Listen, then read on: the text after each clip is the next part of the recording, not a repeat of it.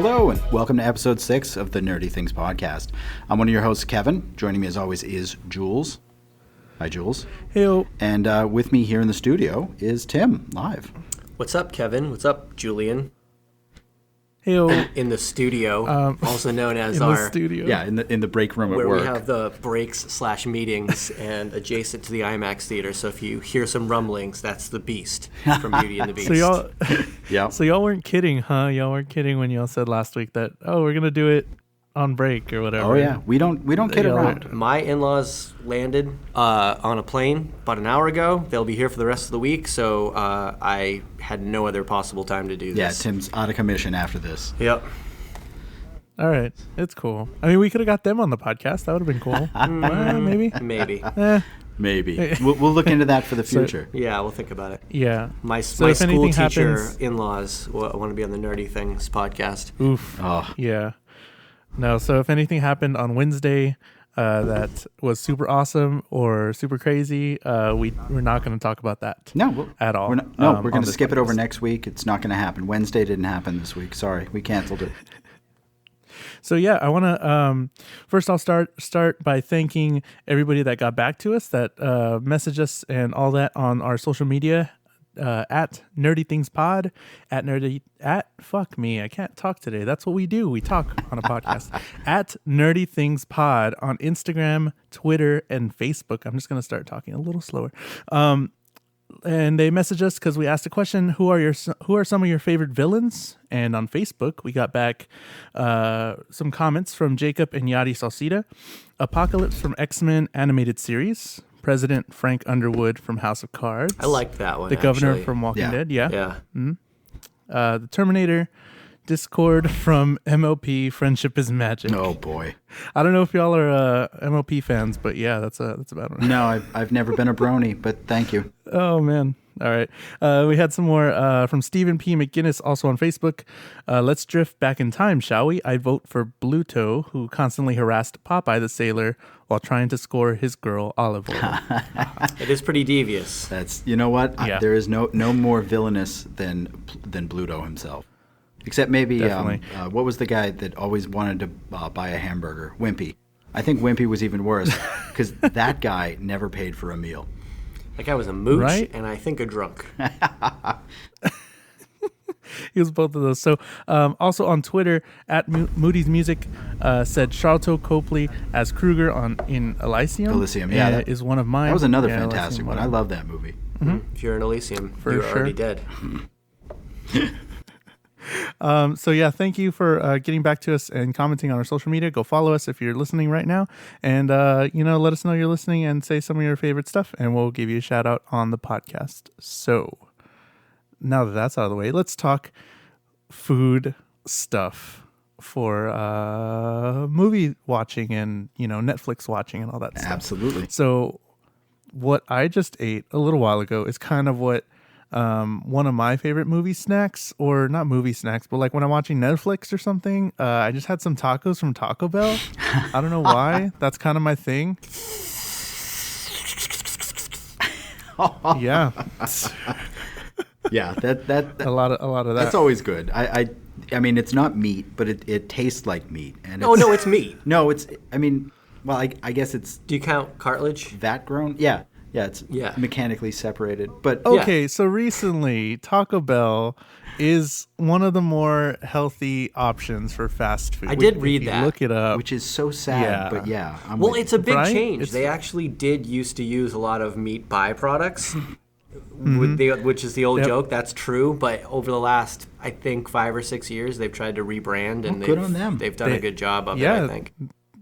They have a vegetarian option as well. So go give your local Taco Bell a visit, and go check out their stuff.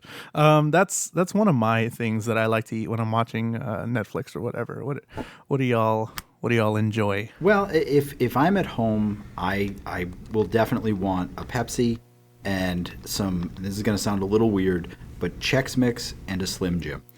If you eat those together. It is the greatest meal you have ever eaten. Hand to God. It's not, I promise you. But I'm not going to say it tastes bad. But it's funny that you mention you Chex Mix. We got visitors. Sorry. It's funny that you mentioned Chex Mix because one of my things on the list, and I separated things into different categories because it does depend on, what you're watching, where you're watching. Mm-hmm. But Muddy Buddies. Are you familiar with Muddy Buddies? Yep, I know Basically Muddy Chex Mix, but like covered in. I like the peanut butter chocolate Chex Mix. kind. Oh, with powdered sugar on the outside. I can eat a whole bag of that, which is just insane. Yeah, you know what? There is no serving size on that. There's no I think stopping. It's just the bag. Yes. Once you dig in, I'm still no hung up on the stopping. fact that Kevin is a Pepsi guy. I don't know if I could do this podcast anymore because Coke is kind of the thing, kind of the shit. I mean, but whatever. I'm drinking a Coke as we're recording this, so okay, cool. So this one I'm still on it. Okay, cool. I'm with Kevin though. If I had my choice, I don't drink a lot of soda. It's a rare occasion, but like if I'm having a pizza, I want a Pepsi in a glass with ice. Real Pepsi with cane sugar or Pepsi throwback, however it's going to be, you gotta procured from Mexico preferably. You might be a little bit closer to that, Jules. No, see, it's a whole for sure. It's a whole hierarchy. So if it's from a fountain, all things being equal, Pepsi beats Coke. If it's fountain Coke versus bottle Pepsi, fountain Coke wins.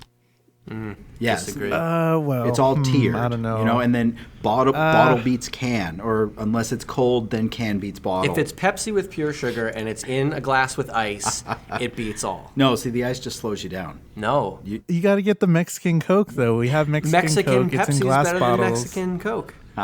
They don't even. Is that even a thing? It I've never is. seen a Mexican Pepsi. It's real. They're lying to y'all. It might not up be there, Mexican. It wherever might be y'all are. Caribbean. In the north, that might be nope. true. It might be from the Caribbean Yeah. instead. But either way, it's from another. It's a Spanish-speaking country. I have Trump doesn't cousins want them down in here. Mexico, and you got to get their Mexican Coke.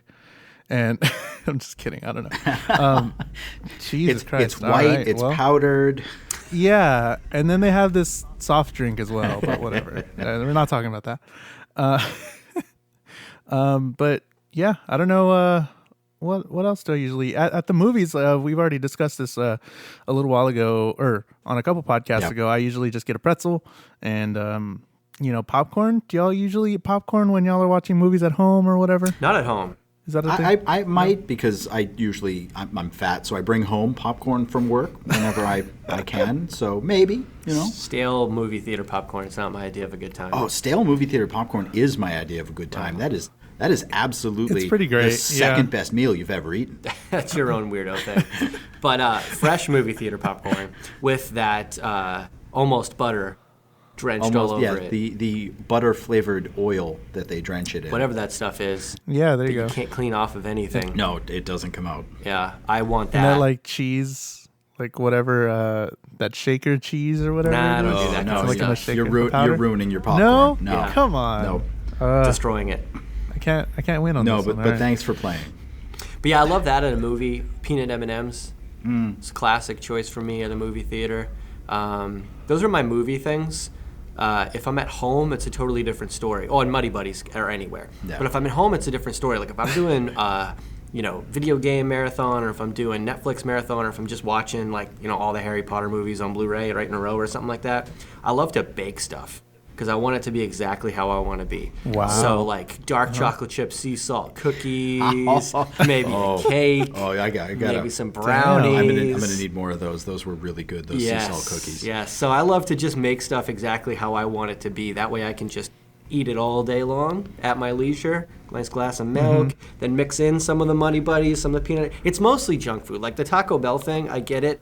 But for me, it's like it's got to have chocolate or something of that nature. See, if I'm at the movies, it's definitely salty popcorn and a handful of Reese's Pieces. There you go. That's You solid. get the sweet, the salty. You eat them together. It is the third best meal you've ever eaten. I guarantee it.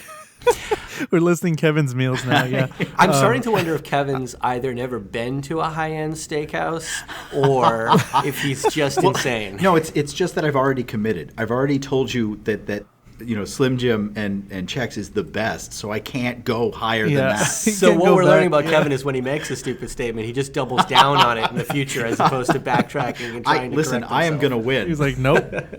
Yep, it's on the podcast. It's law now. Doubling down. I'm going with it. Yeah. Ooh, now I want to double down.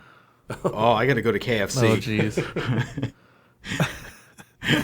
Very cool. Lovely. So that why don't y'all tell us your favorite foods and all the cool things that you're eating when you're watching Netflix and movies and things like that at Nerdy Things Pod on Facebook, Twitter, and Instagram. Message us, and we'll give you a shout out on the next episode.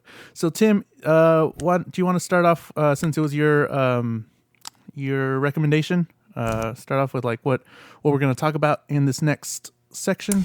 Yeah. So, I mean, long time debate obviously is books versus movies. Books usually become movies at some point or another if they're pretty good. So, is there any way that they're going to turn out better or worse, so on and so forth? I'm going to say probably 80 to 90% of the time, it's going to be the book over the movie. Mostly, yeah. It's a fairly high, I think, likelihood. There's just so much more time to delve into characters and things like that if you want to spend the time into it. You know what I mean? The other thing about movies, though, is if you really enjoy a movie, you watch it in a couple hours. You could watch that thing 15, 16 times if you want to watch it, over the course of a couple years, whereas if you want to read the book, you're going to have to be a little more selective about when you want to go through that whole thing. But I mean, not to interrupt you, but to interrupt you, I think that in some ways, the short time of the movie is or can be a better format. Well, that's what I'm saying. Stories. Yeah. I mean, I honestly love, and this is another weird quirk, but I love a well-crafted commercial, like a 30-second commercial that can completely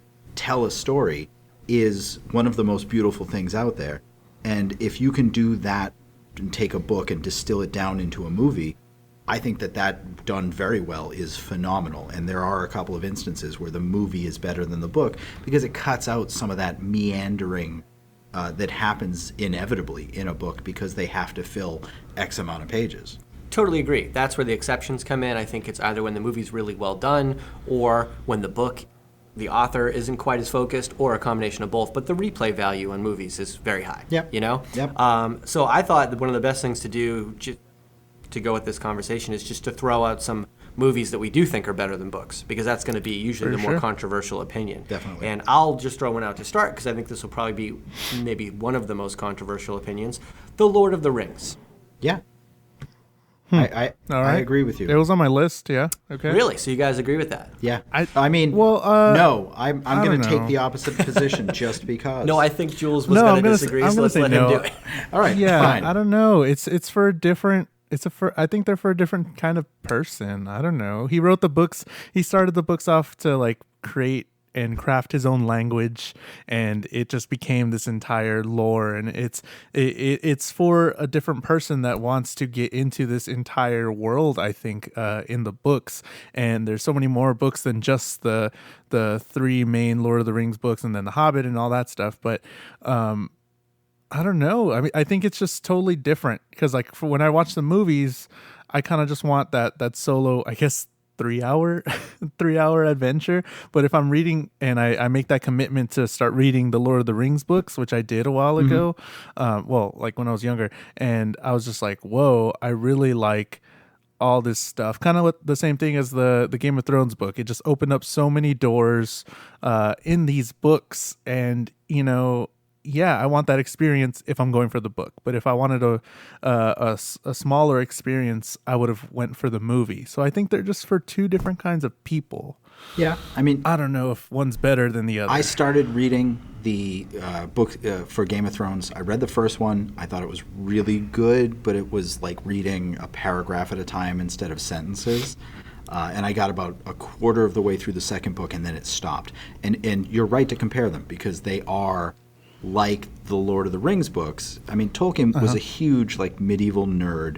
He did want to come up with his own language, and he wrote this very much like medieval epics, where you've got pages upon pages listing who was in the battle and who their lineage is and where they come from and what their deeds are, and then the description of the battle is, and then they fought, and that's it. And that is exactly how Lord of the Rings reads. It's a lot of setup and then not a lot of description of the battle. And I think the movie sort of, upended that funnel and turned that around so that you get more of the battle and less of the setup. And I think that was beneficial to the medium. Yeah, I respect what he did in the books. I mean, he created a vast world with immense detail that could go on, like you said, for different side books and stories and things like that. But I tried to read Lord of the Rings 4 different times. I have never finished reading Lord of the Rings. It is tedious. And when I want to do something for entertainment, it doesn't usually involve Tedium. Yes. Yeah. So the movies were fantastic movies, taking away that they were Lord of the Rings, that they were built off of this what's considered classic literature. They were great movies. That was the problem with The Hobbit. The Hobbit was a money grab, and you could tell. I mean, we're talking about Lord of the Rings were Oscar caliber movies, from the writing to the production to the acting performances. They were great movies. Yeah. And I think you can sit down with any one of them, or even all of them in a row, as long as that takes, and really enjoy it. Whereas the books are a task to get through, and I have an issue with that. It's just the way I look at it. Yeah. So, I can agree with that. I just think, I don't know. I think it's just for two totally different experiences. And like you said, it was an actual task, and I did have to sit down and really say, okay, I want to understand this and I want to get this. And I don't know if I was entertained by it, I guess, or more it was just a challenge for me. And it was just fun because it was challenging and things like that. So, another, I guess what we were saying, movies that were better than the books. I was literally talking about this to somebody a couple days ago, how I love the Twilight movies over the books because the books are pretty shit. Yeah. So are the movies. Mm-hmm. I know, but if I had to go one or the other, the Twilight books were written at a third grade reading level, and I was just nope, I couldn't make it through. But I'm okay with the movies. Well, I mean, that's I like the aesthetic. That's an interesting metric. So if you had a gun to my head and you told me to choose, I would make you pull the trigger. I have to stay out of this discussion because my wife is being wonderful and listening to our podcast because she likes to be interested in the things that I'm interested in. But that's no fun. Yeah, but Come on. flip that around, I can't comment on the Twilight series. Fantastic. Oh God. Well, yeah, I don't know. I think I got through 3/4 of the first book or so, and I was just I can't. This is just, and then he did this, and then she did this. Yeah. And he said, and I'm really? Can you make it more interesting, please? Jesus. But yet there are some times where I feel like some of that tedium in the book actually expands the story, and this is an example where the book was better than the movie, which we know that's going to happen more often than not. But this is Battlefield Earth by L. Ron Hubbard. Don't hold that against me. Ooh. The book. Is this part of the official religion, or is it just fiction that he wrote? This is just fiction. This is not the. Well, yeah? I know the religion's fiction. Well, no, Okay. I mean, this is. We all know this that. is a novel. This has nothing to do with Dianetics. Sorry for all you Scientologists out there that are loyal listeners. Don't mean to crap on your beliefs, but we're really big in the Scientology. not anymore. Yeah, but we had a really big Scientology following. the movie follows the first third of the book, and for me, it gets interesting after that, and it's sort of our place in this world and how that relates to everything else and what we do with that.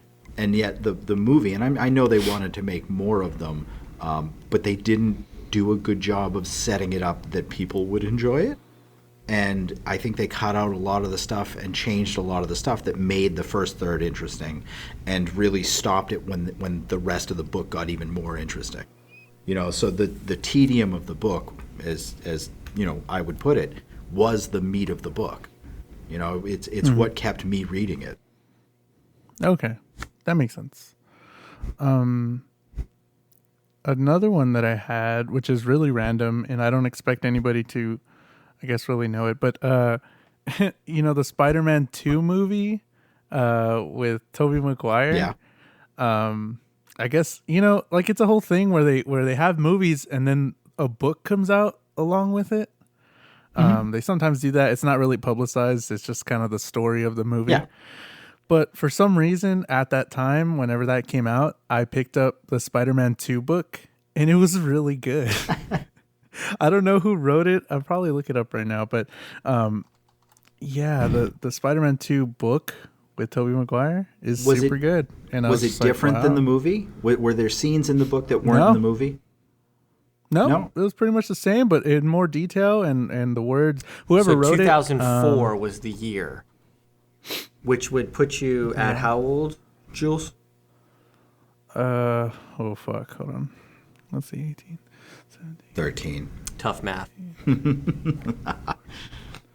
Yeah, 13 or 12. Now, if you read it now, do you think your opinion might be different? Just curious. You know just what? a little.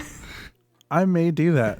Just to, This will be an interesting follow-up We'll for next circle week. back. yeah, next week I'll find it. I think I still have it. It was by Peter David. One time where that Spider-Man 2. because usually I can buy it. what happens is those books are based on an early version of the script because they have Yeah. they have to write the book and get it out and everything. So when they had the Phantom Menace for Star Wars back in what was that 97, 98, right around there. 99, I think. 99. Yeah. So I was older than you were. But they had in that book, they had a bunch of scenes that were then cut from the movie that made the whole story feel more emotional and feel like a much more complete story. And I feel like that's another one where even though it's based on the same material, the book is a little bit better, not just because you're getting motivations and internal dialogue, but in that case, you got more from it. There was one scene where Anakin used the Force to pick up a boulder and just literally bounce the boulder across the desert and splat some Tusken Raiders every time he felt like it because they had hurt his mom. And it was just a powerful scene that wasn't in the movie at all. Wow. So Peter David wrote all the Spider-Man movie books and Iron Man book as well. I'm just deep in it now. I'm just looking at it. I can get it on Amazon. I'm about to buy it on Amazon. It has 4.5 stars, almost 5 stars. We've just awakened Customer something reviews? in Jules. Oh, he's a big Peter Oh my David fan. He God. didn't even know it. Yeah, I guess Does so. he do anything I'll else look up his besides stuff. write movie books? Well, I'm gonna look up Peter David now. Fuck. This All is right. this is like Alan going. Dean Foster. Alan Dean Foster is someone that they call in to write a book in another world that other authors have already set up. So like Alan Dean Foster will write the novelization of such and such, and he'll do book for Star Wars. He'll do a book for Star Trek. He'll do a book that takes up the story of The Fantastic Voyage by Isaac Asimov, and sort of write things like that. I don't think those are exact examples, but it's like that. Oh my goodness. But all of his books that are all his idea are fantastic ideas. They're absolutely, there's so much to explore in them, but he just fucks it up and can't. He just can't do it right, and he doesn't do it justice. And I get about halfway through, and I just start shaking my head and put the book down and walk away. And say, why do they keep hiring him So to write this, Yes, so this seriously. man, PeterDavid.net, has written so many novels. We've lost Oh my Jules. goodness! Some We've lost Star him. Trek: The Next Generation novels, Star Trek: New Yeah, Frontier. wow. There's like 20 of them. He's written. Oh my goodness! Look at all He's a these. machine. Look at all these books and short fiction works. I'm a fan. Putting that All right, in the well, bookstore. well, speaking of ideas, one movie that I felt was better than the book, just simply because I thought the book was a better idea than it was well written, Jurassic Park. Sure. all right. Read Jurassic Park, fine book, but the idea was way better than it was well written, and the movie, as we know, is Yep, yep. fantastic. Now, this brings up an interesting and very specific complaint of mine, because you have Jurassic Park the book, you have Jurassic Park the movie, which made changes to the book. Specifically, Ian Malcolm lives through the first movie and dies in the book. Then you have Lost World, written by Michael Crichton, author of Jurassic Park, where Ian Malcolm is alive and well, and the main character of the book. And I just can't get around that he wrote a book that was a sequel to a movie that was based on his book. Wow. There was more money in the movie. Yeah, let's put it that definitely. way. I think that was it. No yeah. problem there, yeah. You know, I think, now that I think of it, most of Michael Crichton's movies were better than his books. And I think it's sort of the editorial process of condensing it. It's Stephen King is the same way. Oh yeah. I think a lot of Stephen King's movies get rid of the bull and focus on the story. And I have opinions about Stephen King as an author where I just think he's reached a point where no one can tell him what to Right. do, and he doesn't quite know how to end a story on his own. Oh, he doesn't care at this point. Yeah, exactly. About anything and if anybody doesn't know anything about Stephen King, he's from around here. Huge Red Oh, Sox really? fan. Guy owns season tickets, some of Yeah. the best tickets you could possibly have, and he sits there and reads books during the Wow. game Yeah. because he doesn't care about anything or anybody. Yep. It's something else. That guy, he's wild. Yeah, I mean, I was looking up a list of, earlier today, BuzzFeed had a list of like the 37 movies that are better than the book they're based on, and a third of that list was Yep, Stephen yep. King stories that were turned into movies. But this is, it goes to the idea of a better idea man than you are a writer. Yeah. Or even a better idea man than you are a story crafter. So, I mean, for example, you've got, like, I think Michael Crichton. Great ideas. Yeah. Not necessarily a great writer. He's No. a very good writer, but not a great writer. Stephen King, I do think, is a great writer, but he's inconsistent. But George Lucas. Yeah. George Lucas is an excellent idea man. Come Yeah. up with some of the best For sure. characters, best concepts in our movie lifetime. Spielberg is the one that makes them into great films, and I think when Lucas gets too involved in the story, that's where things start to go downhill. If, for example, the Indiana Jones, the one that came out, Kingdom of the Crystal Yeah. Crystal Skull. Noggins, Yes. the whole alien thing, Yes. Lucas insisted wouldn't sign on the film unless they did aliens, because the dude just Oh, loves God. aliens. Spielberg didn't want aliens, And Shia LaBeouf? that was, I mean, out of many flaws, the biggest flaw in the whole movie was the aliens. I'm still waiting for the special edition of that, where Indiana Jones doesn't shoot first. Right. But that's, I mean, Lucas, great idea man. Look at the most recent Star Wars movies. Put a really talented dude in front of there, J.J. Phenomenal. Abrams. They Yep. come out fantastic because the world that Lucas created was incredible. Yep. But he's not necessarily the best with the nuts and bolts No, of I'd getting agree the with whole that. execution done. And I mean, to your point with Spielberg, there's a book that is being turned into a movie. Spielberg is directing. I'm not a huge fan of the book. It's Ready Player One. And it's coming out. I think it's next year. I'm worried. I don't know if I can get behind this because Really? and my problem with this book, I really feel like there were a lot of really cool concepts and a lot of really good ideas that were not explored fully, and I feel like if you're going to do that, then your book could have been edited and some of that stuff could have been cleaned up and taken out. And if you're not doing that, you don't care about the story as much as you probably should. And I know a lot of people love this book. It's basically, if nobody knows about it, it's Willy Wonka set in virtual reality, where instead of candy, it's a video game company. That's it. And I couldn't. I read it because I got it in Loot Crate. Hey, me too. I wasn't the biggest fan of it, but I finished it, and I'll see the movie, of course, because I'm sure we're going to get it here. Yeah. But This will test my theory, though, and it'll also see if Spielberg is. I can't say that Spielberg's over the hill. He's certainly not as consistent as he was in 1979 through 2004, Yeah. which I think is Kevin and I have talked about this off podcast. The greatest run for any filmmaker in the history of film. Yeah. Oh, boy. The movies that he made were consistently epic. Both serious and what I'll say non-serious. You're like your Indiana Jones, your Star Wars, which are fantasy and for fun, and then Schindler's List and things of that nature. You know Yeah. what I mean? Uh-huh. Post then he's been far more hit or miss. So this will kind of, and especially now because he's getting into video games, which in theory might be a little bit before his time, let's say. So this will be an interesting test to see if he still has it, if he can connect with that medium and the people of the generation that follow that, and his ability to take a book that's maybe not as good as it could have been and still turn it into absolutely killer movie. So this Yeah. will be a good test for Spielberg. Yeah, See for if he's sure. still got what it takes. yeah, We'll I'll definitely give him see. the benefit of the doubt until I see it, and then I'm going to shit all over him.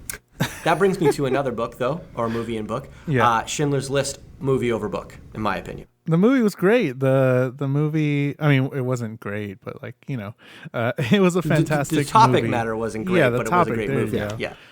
The music is fantastic. I got to mention that the score Good call. is amazing, and it's still played today as one of the best movie scores ever, and it's a fantastic movie. So yeah. Here, what do you got, Jules? Oh, how about a movie that has nothing to do with a book, and I want to hear what y'all think about this one, or if y'all seen it, or if you even gave it the time of day. World War Z. Anybody? World War Z. Sure. Yeah. Sure. I love Quote unquote based on a book, yes, but right? no. Yeah, I loved the book. I love the author. He came to my college once. I got him to sign my zombie survival guide and all that. But Nice. that was something that was very loosely based off of this book, and it just kind of took the concept and then made a whole narrative about it with Brad Pitt and all that. Did you enjoy it? I don't know. No, that was I did not like that movie. Why no, not? yeah. Because I think it's weird that the zombies will leave anyone who has a head cold alone, and that is not how you defeat zombies. You don't break your leg to stop them from attacking you. That to have a weakened prey is what a predator looks for to be able to take them down, not what they avoid. So when you have someone who has some sort of debilitating disease, another disease is not going to avoid. And that's exactly what the premise of that ending of the movie was, is that anybody who has something that's going to kill them, even if we can eventually cure it, if it's going to kill them, the zombies will completely, or the whatever they called them in that, I'm sure it wasn't zombies because that's dumb now, but they will ignore you completely so that you can walk through them unmolested. Is it possible that the avoidance of somebody with the disease is a survival instinct? That the disease would them potentially kill, because the zombie's still a human I think so. body. So is it possible that that's an instinct embedded into them to avoid death? Yeah, but how did they know? There was no mechanism where they would know that someone had syphilis or some disease that otherwise doesn't present itself. It could be a portion of our brain that we don't have access to. Oh, well, so part of they're the psychic 90% zombies. of our brain that we don't have access to, and the chemical change that occurs in the zombies unlock that particular instinct. So you're one of those 10%ers, huh? That what? That you think that we only use 10% of our brain? It's just the number that's thrown out there. But there are certain aspects of our brain activity and certain portions of, I think, our capabilities that we have not unlocked. Look, I read a story about a guy, it was all over Facebook this week, so a bunch of you probably saw it. The guy that was playing football, went to catch the football in the pool, went down to the bottom of the pool, hit his head, got a massive concussion to the point of they took him to the hospital. He was in bed for a week. He wakes up, the guy can play piano, doesn't even know how he does it. And he plays tremendous piano. Yeah, there's a ton of cases of that. Because what happens is when you get a concussion, it rewires your synapses, and basically the healing portion rewired certain parts of his brain that he didn't have access to before, and now the guy plays piano like a virtuoso without ever having learned. So Sure, but if I drop a box of Scrabble on the floor and it spells out piano, that doesn't mean that it's smart enough to play piano. And it doesn't mean that that's how it worked. He scrambled his brain, and it just happened to land in a pattern where he can play piano. It has nothing to do with the brain being amazing. It has to do with you dropping a box on the floor and having it the just parts means fall that our in a brain is specific way. capable of things that we don't always have access to, and it's very possible that the zombie disease affected the way the brain worked and allowed certain instincts to come to the forefront that we don't know that we possess. No, you're wrong. I know. I just wanted to know if y'all liked Brad Pitt's hair in that one, but yeah, this discussion. I'm was trying great. to think. Hold on, because Brad Pitt No, usually has good It was hair. nice and long. He Yeah. usually has good hair, but let me remind myself of that particular haircut. I don't know. Brad I was on the fence. Pitt. I liked some moments of the movie. Like Kevin said, I don't know about the whole zombie concept. Everything. They had some good shots, cinematography, and the ending was Oh yeah, pretty that was a interesting. good Brad Pitt haircut. I like that. Yeah. Yeah, that was solid. All right. Sorry, go Awesome. Next movie. That's all I wanted. I have an example that is where the movie and the book were both pretty shitty, back. Oh, great. Oh, but boy. in different ways. It's a movie called Jumper that came out Yeah. in like Oof. what, 5, Also, a 6 Third years Eye ago? Blind song. Sure. So, song, book, movie. All shitty. Yeah. Book, yeah. No, come We on, got the trifecta. dude. Third Eye the book- Blind. the- No. The All book right. came out first. The movie came out way later. The book wasn't terrible, but it was like one of those really contrived, like this guy can jump from place to place just by thinking about it. And what would you do with that power?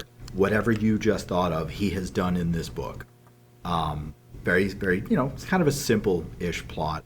And he Yeah. winds up saving the day at the end. For the movie, they brought in Samuel L. Jackson for some reason. Always. Yeah. Added a whole subplot about paladins in there and completely changed the story without really getting into the any of the good parts of the book. So they're both kind of weirdly disbalanced. Like the book needed more and the movie needed more, but they needed more of different things. Oh, that was Hayden Christensen, right? Jumper? Yes. Yeah. Yeah, Yes, yeah. Okay. Now I'm remembering. Oh, yeah, 16% Christensen. I remember this on movie now. Rotten I remember Tomatoes. this movie. Yeah. Oof. Yeah, not a good movie. No. I didn't read. I'm not going to claim to have read the book. No. But not a good movie either. Samuel L. Jackson looks really good though. Samuel L. Jackson He's great. is taking the whole being in every movie to the nth degree. He's literally in almost every movie. Pretty much in everything. I mean, I'd have to look up the number of movies he's been in the last year, but if there were 1,000 movies released, he's probably been in 500 of them. It's got to be at least 50%, including indie films and everything. Or at least he's referenced in them. Yeah.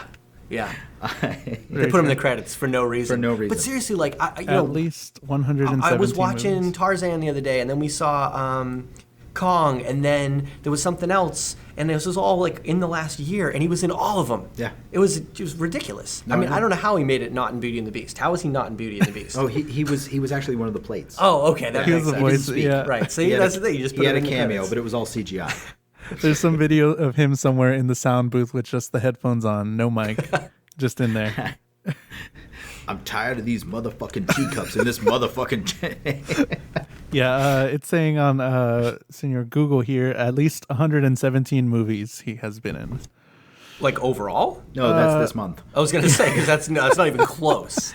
Yeah, I don't even think Google has a count because it says at least 117.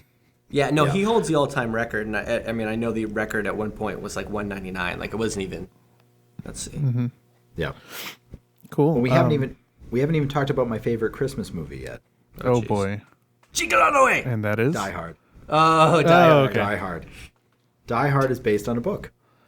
I did not know that. Yeah, it is based Nope, on a book me called neither. Nothing Lasts Forever. I haven't read it, but Die Hard. They completely changed the plot. They were basically they took this thriller book and made it an action movie. And actually, more than one Die Hard movie is based on a book that had nothing to do with Die Hard. They just kind of buy the rights to the book, change the main character's name to John McClane, and throw him into it.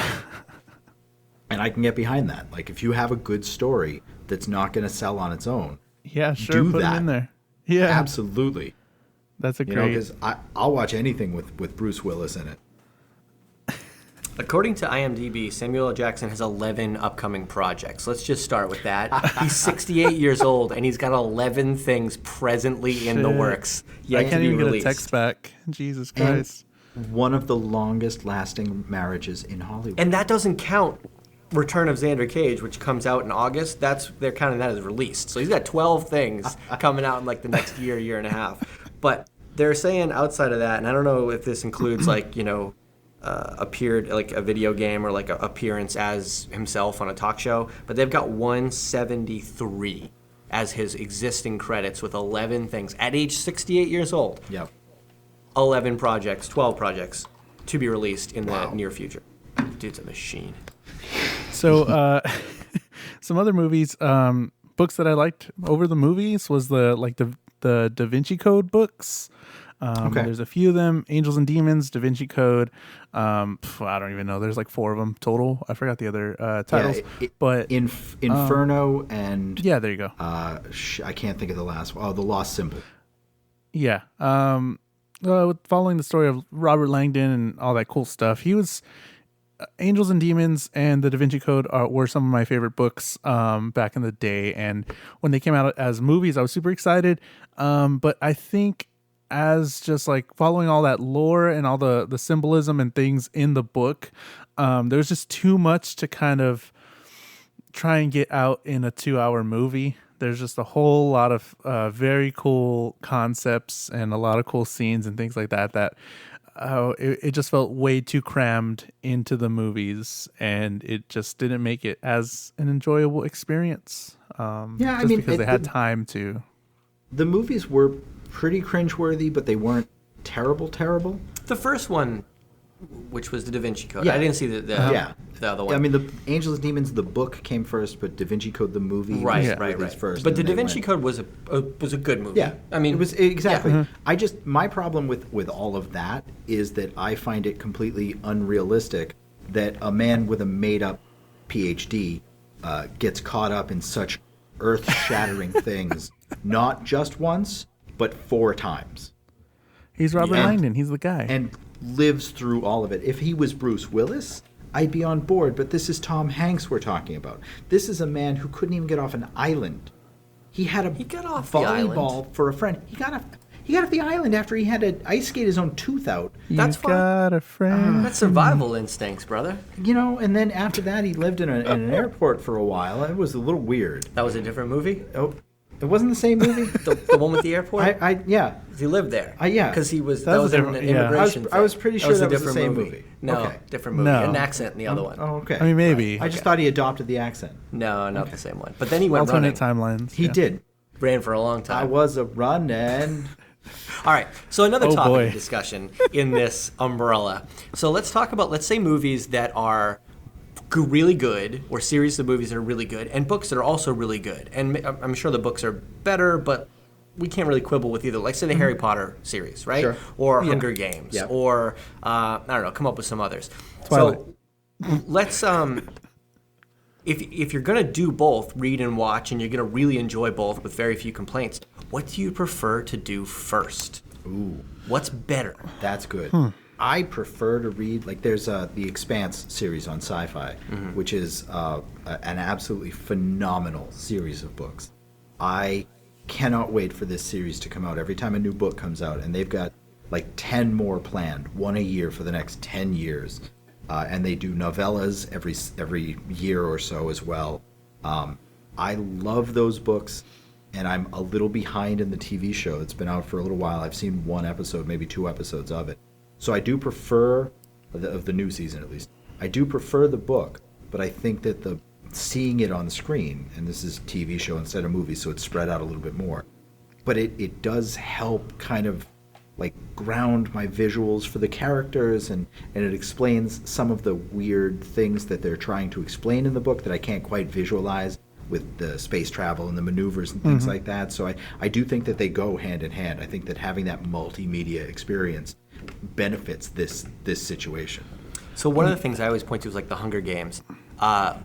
Loved reading the books, and the thing is, there's so much internal dialogue to the books, so much internal Yeah, because it was thought. just pretty much in her perspective. Right. So it's always shocking to me that they did such a wonderful job with the movies. Like that to me, I think is an achievement. Part of that is because of Jennifer Lawrence and just being incredible. But so I loved reading the books. But then watching the second movie, when they go into the arena and they go into the jungle, and there's all these like things jumping out at them, or like when the fog comes, I'm like, man, I wish I didn't know that this was happening, because I would love the excitement of seeing this for the first time, So it's almost like I went back and forth as I was watching those movies, wishing, oh man, I wish I hadn't read the books. But then I think about it, I'm like, well, I wouldn't have gotten that quite as well if I hadn't, So there's a little back and forth, I think, sometimes. No, and in the third book, there's a lot of traps in the Capitol that the description of them doesn't really do them justice. Right. Like you can't really visualize it because it's just so outside of the realm of what we know and what we can visualize that I think having the movie really does help kind of light that up and illuminate it for you. Yeah, know? the scene with the tar, I never pictured that way. Yep, It exactly. was so much That's cooler exactly what I'm visually on screen than I ever thought of that Right. portion being. Yeah. That's super fantastic. So, sort of for like the Harry Potter series, I guess for me, I almost recommend people watching the movies first, just because you get the basic, storyline and things like that. But with a book, it does bring all these other, little extra stories. And Harry Potter, especially, just because that's jumping out to me. There's a ton of stuff they couldn't fit in the movies, and that's okay. They didn't even mention it, and that's okay, because they made a amazing series without all those details and stuff. But Yep. if you watch the movies first, let's say like the first 3 or so, and it's like, okay, I get the concept. It's a good, story or whatever. I want to go back and read the books, and it's like, oh my God, this is so much better. I enjoy this whole experience, this whole series even more. So Yeah, and I that's when it works well, is when you have that synergy between the two mediums. Yeah, I wouldn't have a problem doing it that way. Like, my wife has actually never read the books. We've gone through the first couple. I'm trying to get her to finish because I keep telling her there's like so much more story in here and stuff. Yep. Every time I watch a movie, I'll point out a fact. And she's like, I didn't know that. I'm like, yes, because you'd read the books. Yeah. But I will say, in reading, I think kind of almost the opposite way I felt about the Hunger Games. I watched the first 2 Harry Potter movies, and then went and read the books and just got completely obsessed with them.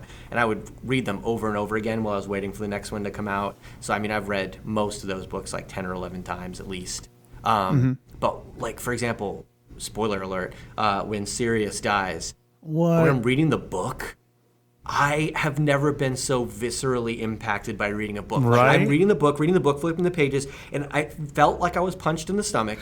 I mean, a real knot in my stomach. And I put the book down, put my hands over my head, like when you're after a hard run and you're trying to breathe better, and I just walked around my house for a while, just trying to process that the movie Sirius didn't was give gone. you that moment.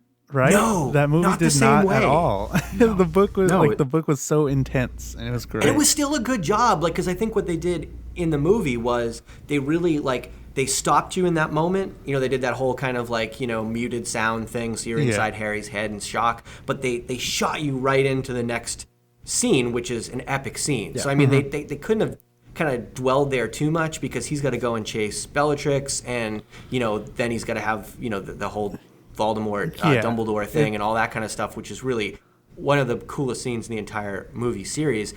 But that's where reading the book, you have time to put it down you and can take that personally break. dwell in that moment, and just kind of almost wallow in it, I guess, emotionally for a bit, and then jump right back into it. So that's kind of one of the instances where I think the book has a huge advantage over the movie when you're doing it first, Definitely.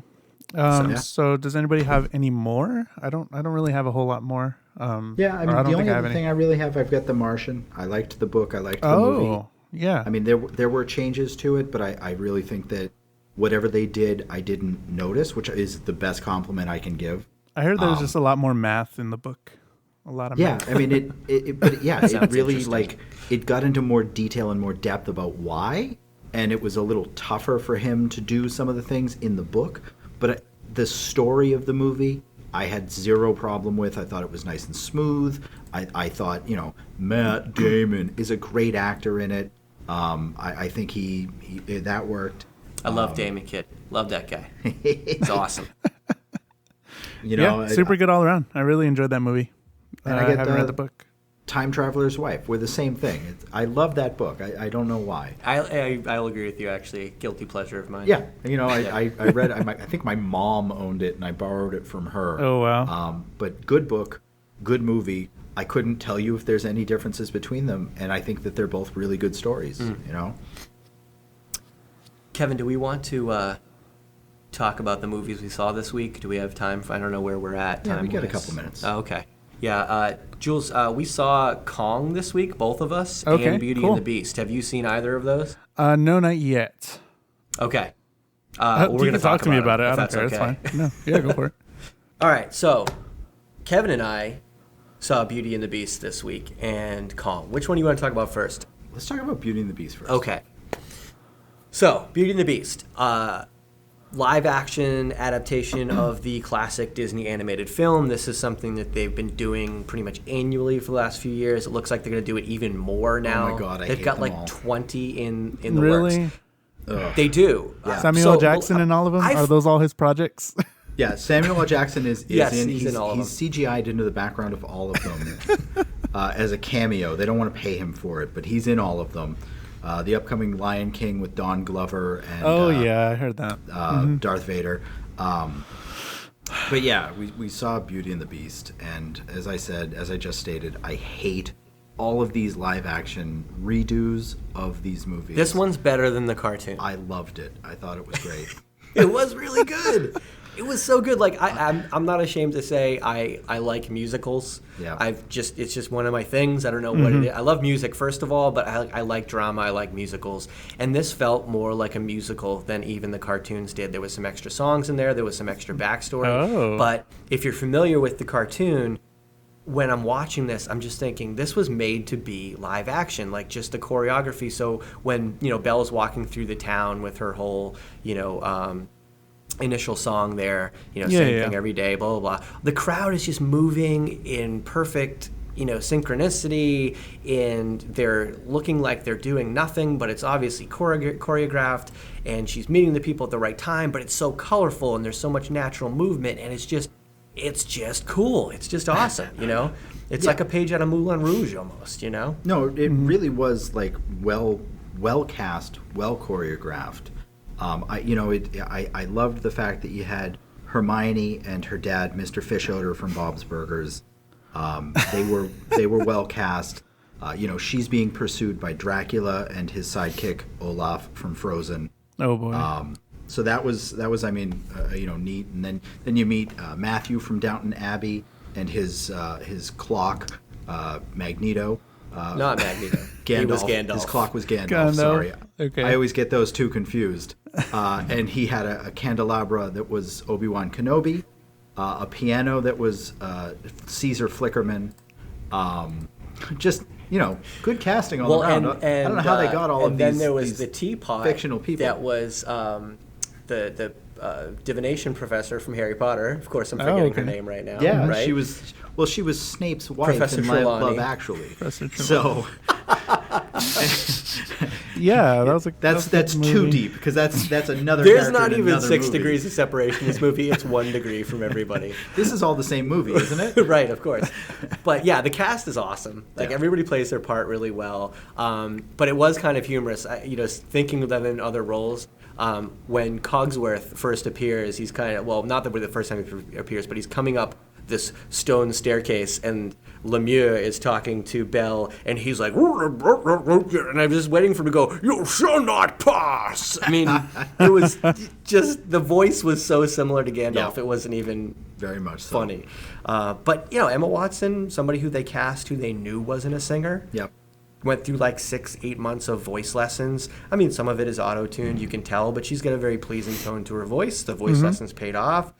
She delivers it convincingly. Yeah, there was no problem with that. Like, it wasn't awkward. It wasn't No. stilted. It wasn't. Not at all. And I think the highlight of the movie for me had to have been Josh Gad as LeFou. Oh, he was the best part of the movie. He really The absolute was. best part There's of the movie. something about Josh Gad and the way he delivers anything, whether it's music or comedy, his hand gestures. I wish I could show you. It's perfect. He does a great job. Yeah. Kevin has this whole side theory about the movie that I don't buy into. I Oh, saw boy. this on the fan theory side of Reddit that the whole town was caught in a time loop by Agatha the Witch, and this is different from the cartoon.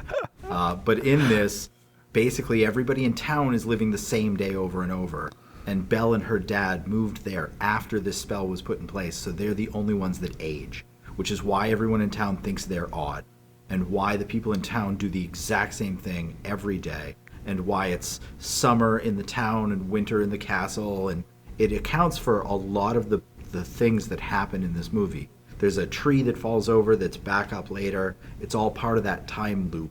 And at the end, the big nail in the coffin that I think seals the deal and makes this true is that if you look in the background, people meeting their family that they haven't seen in years because they were teapots and forks and shit are essentially the same age as the people that they're hugging. Except they're not. Because Except they Mr. are. Potts Mr. Potts is like 65 and has a 4-year-old. First off, I'm sorry. This is France. This is plague time. He is not 65. He is 32 at best. And he just looks bad. He looks terrible, but he's much younger than you think, and he is the same age as Snape's wife. But here's the from thing: Love Actually. well-read, clever Belle wouldn't notice that the children in the school never age, or the fact that had Gaston her now wants to nose in marry a her and he's book. the same age that he was when she was 4. Like, what the heck? First off, he's Dracula. He doesn't age. Oh, gosh. And secondly, she walks around town with her nose in a book, the same book basically every time because she keeps rereading these books. They've got 7 books in the library. That's why. That's established in the movie specifically. I know, and at least it was a library instead of a bookseller this time. Yes. Because I always felt like she was a huge jerk. Well, for it wasn't even really a library. That guy was like the priest, right? Yeah, he was like exactly. the father in town, but he happens to have some books. It wasn't the bookseller, right? Because that was one major plot hole in the original cartoon. It was unwatchable. The bookseller just let her borrow. How does he books. make any money? No one else in town reads. Well, look, I mean, come on. She's her beauty has no parallel. So everybody will give her what she wants, anyways. There you go. So yeah, go see Beauty and the Beast. Yep. Yeah. Bottom line. Recommend it. That's the short Cool. of it. Whether you think that there's a time loop or that you have an issue with certain things. Or See, is it now just if I go see it, I'm going to think about that the whole time. Well, Exactly. I did. Kevin told me ahead of time, and I thought about it, and I'm like, no, absolutely not. So we're going to need a tiebreaker on this, Jules. Go see Yes. it. All right. Definitely. And then there was Kong. And then Kong. So I loved Kong. I thought Kong was an amazing monster movie that, I mean, you don't see a lot of them nowadays that do it right. And this one started off from the right place and really built the world and then introduced the monsters of the world.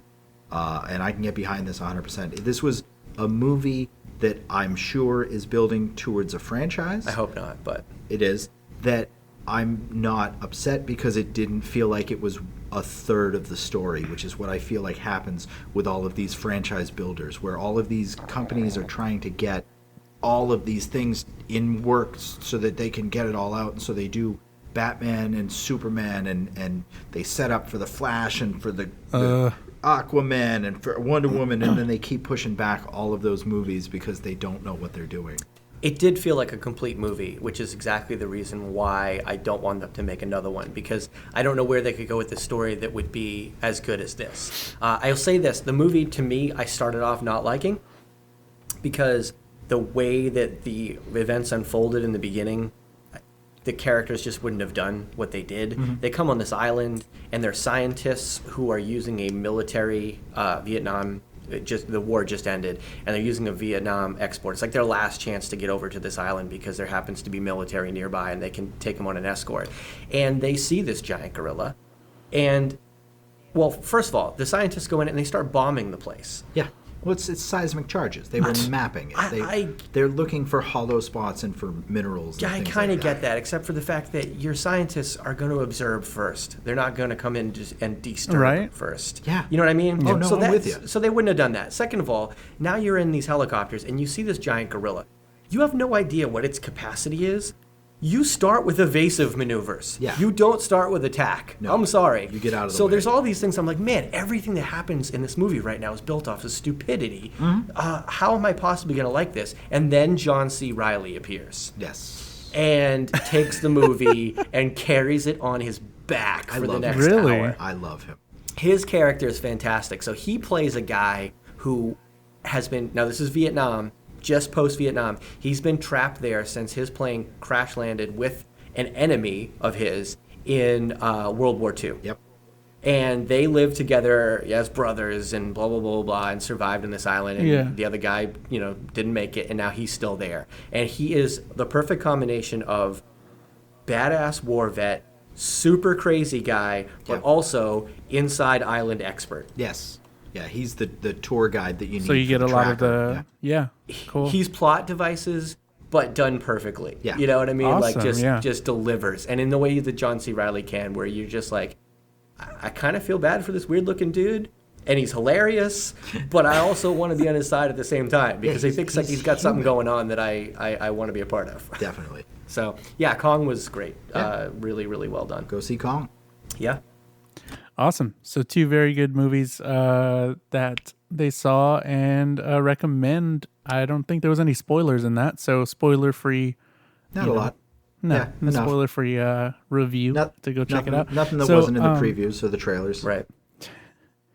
Very cool. So I think maybe, I don't know, we can talk about it, but maybe for like the next week's thing, maybe we can all, I've been thinking about how we're going to do this from now on, but we all have one idea and then we throw it in and then, best 2 out of 3, I guess. All right. So Okay. I have an idea that I've been thinking about because, oh man, the Power Rangers movie's coming out. And Oh, boy. I need to see that. And I've been watching old Power Rangers shows in all their shitty glory. So I want to talk about Power Rangers next time. Power Rangers, whatever. We'll just go. Just If go. you want me to take a giant dump on the podcast next week, we can talk about Power Rangers. That Okay, might be one of the fun. Power Rangers, I tweeted about Power Rangers, and one of the Power Rangers followed me on Twitter. So please, if you can refrain from Dude, your I nasty got a attitude. tweet conversation back and forth with Freddie Prinze Jr. once. What is the point of this? I don't Yeah, but he was like super cool. You know? listen. You don't know. Power Rangers just don't get is it. your generation's Voltron. Voltron was better. The fact that there hasn't been a live-action Voltron movie is inexcusable. What if the we fact did- that there's a Power Rangers movie that's been financed and not a Voltron movie That's my topic. is That's my topic. boggling to me. That's What mine. if we did mine for the week. Voltron versus Power Power Rangers. Rangers? Well, if you yeah, okay. All right. Okay. I'm gonna go That's- see that's- Power Rangers movie, but whatever. Okay. Okay. What if we did conspiracy theories? He's still pushing that. Tim's rolling his eyes. Sure. Let's do both of those things. You haven't even good got with a that. thing. That's the two All out of right. three. I didn't come Let's with an do that. idea this week, so yeah. All right. All right. Let's do Voltron versus Power Rangers Perfect. and conspiracy theories. Hold on. Love it. I'll do it if y'all agree to see the movie as well. I'll see the movie. seeing the movie. Sure. Okay, When does okay. it come out? So we got to wrap This up. Friday. I'm gonna step out. I'm gonna let Jules wrap up and tell everybody where For they sure. can find us and go from there. All right. Cool. Thanks, Jules. Bye. Is he really leaving? All right. Yeah, he's leaving. Okay, cool. Well then, bye, Kevin. Don't forget to follow us on Instagram, Facebook, and Twitter at Nerdy Things Pod, Nerdy Things POD.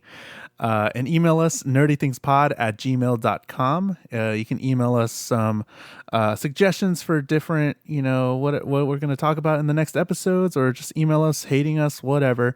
Subscribe to us, all that good stuff. Rate. I don't even know how to do that, but rate us on all the things, and leave us a review.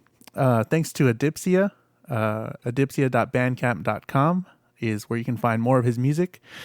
He is our artist that we use for the intro and outro music. Don't let friends don't let friends go to TGI Fridays. And he just released a new album called The Stoic. It's pretty good. Go check him out. So yeah, since it's just me and you, Tim, see ya. Goodbye. I don't know. Kevin's Yeah, gone? I'd say Kevin bailed? let's call that. All Let's right. call it a day. That's done.